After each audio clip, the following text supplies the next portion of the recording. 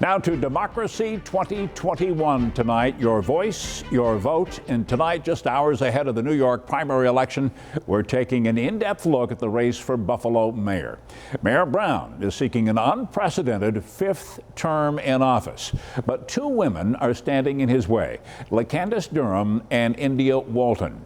Tackling gun violence in the city is a major issue for these candidates right now, as the city of Buffalo is on pace now for one of its worst years ever, with more than 40 homicides so far in 2021. But before the pandemic, the number of violent crimes here in the Queen City had been on the decline. From 2006 to 2019, violent crimes were down about 36%. And during that time, Buffalo went from the 24th most dangerous city in the country to number 36, based on FBI data. Tonight, we sit down with all three candidates to discuss the fight against gun violence, their police reform agendas, and how they plan to tackle poverty. Again, here's our senior reporter, Eileen Buckley. Mayoral campaign signs are scattered throughout the city for a three-way Democratic primary showdown. Incumbent Mayor Brown has been in office since 2006, but India Walton, a nurse and activist, and LaCandace Durham, a City Hall employee at the 311 Complaint Center, both say it is time for a new leader. Because residents, they expect something to be done.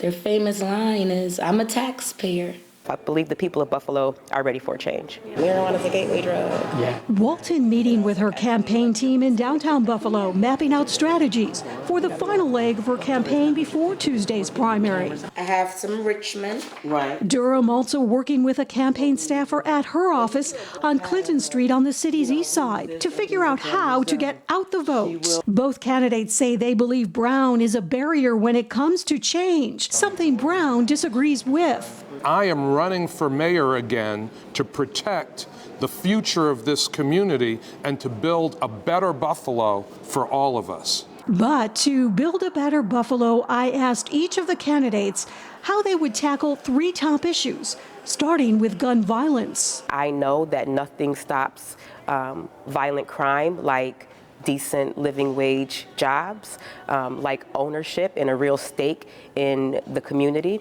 The more people that we are able to put to work in this community, the less violence that we will see in this community. We need more gun control laws.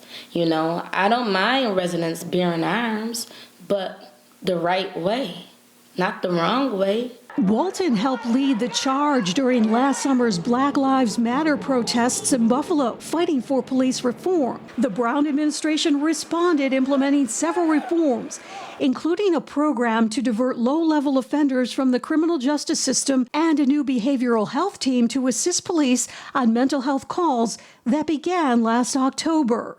There have been over 800 responses to mental health calls without incident, 800 individuals diverted from the criminal justice system. Police should be doing police work and not being social workers and outreach workers necessarily. We need our officers out in the street. We need to build those relationships with our residents. But Buffalo can't seem to dig its way out of poverty. The U.S. Census Bureau ranks Buffalo the third poorest city in the nation, with more than 31% living below the poverty level, earning an average household income of a little more than $31,000 a year. One thing all three candidates agree on is funding to create jobs and opportunity, especially for young adults. We want to increase the amount of money that we're paying those young people, and we want to create jobs not just for the summertime, but year-round. We think that that will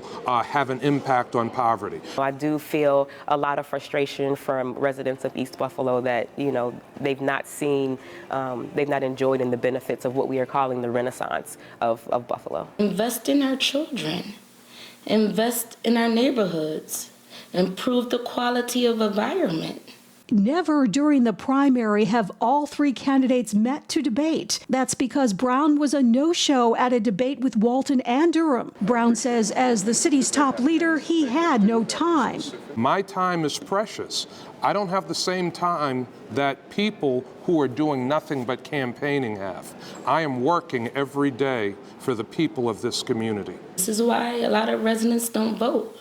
The Board of Elections only expecting an 18% turnout. I think it is just very symbolic of the type of absent leadership that we've seen out of the current mayor. The Brown administration has not been without controversy over the last 16 years. There have been investigations into an alleged pay-to-play deal, and in November of 2019, the FBI raided the Buffalo Urban Renewal Agency that Brown chairs, with investigators wheeling out carts of documents. More than a year and a half later, investigators have released no findings. I asked the mayor what he has to say to voters about any alleged scandal. I'm still here, right?